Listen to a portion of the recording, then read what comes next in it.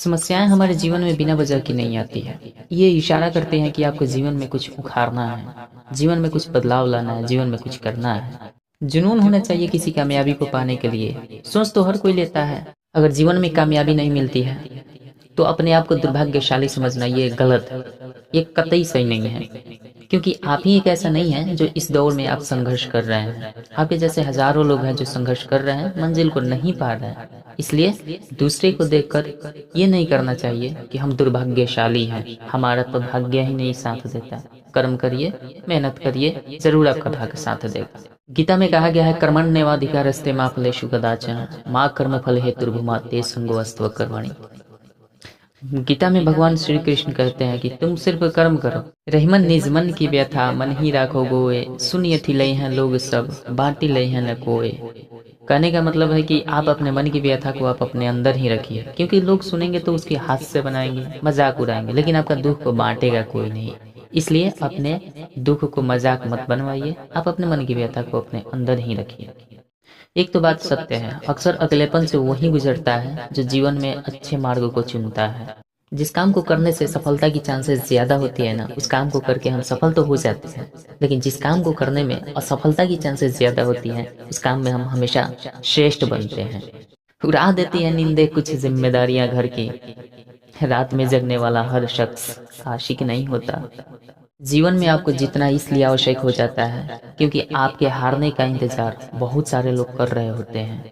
ये जीवन का सत्य है, जितना बड़ा सपना होगा उतनी बड़ी तकलीफें होगी, जितनी बड़ी तकलीफें होंगी उतनी बड़ी कामयाबी भी होंगी।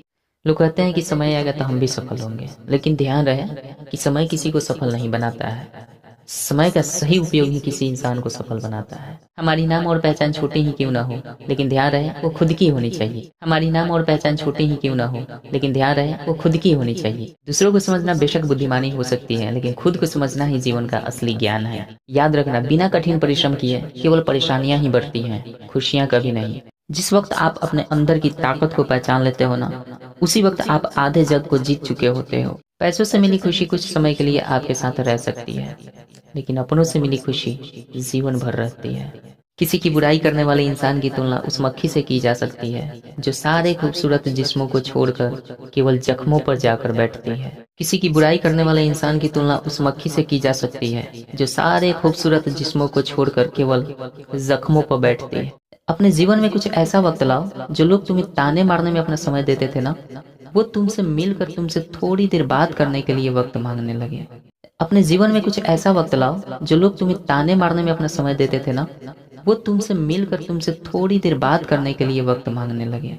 एक माटी का दिया है जो पूरी रात अंधियारों से लड़ता है, तू तो भगवान का दिया है तो फिर किस बात से डरता है। एक माटी का दिया है जो पूरी रात अंधियारों से लड़ता है, तू तो भगवान का दिया है तो फिर किस बात से डरता है। किसी भी तरीके से सफल हो जाना ये दूसरी बात है, लेकिन सच्चे संघर्ष के साथ सफलता की कद्र जो होता है ना, वो नेक्स्ट लेवल का होता है। जो दिल भगवान से लगा है वो जिंदगी और किसी के वार से कभी नहीं टूटा करता।